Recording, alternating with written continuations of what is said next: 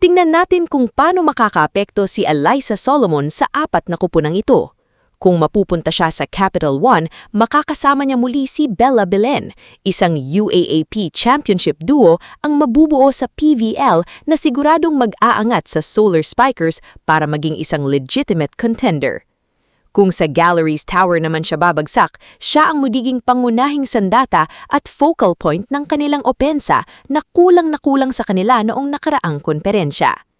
Para naman sa Zeus Coffee, ang pagdating ng isang Alyssa Solomon ay magbibigay ng takot at respeto mula sa ibang kupunan dahil sa kanyang international experience.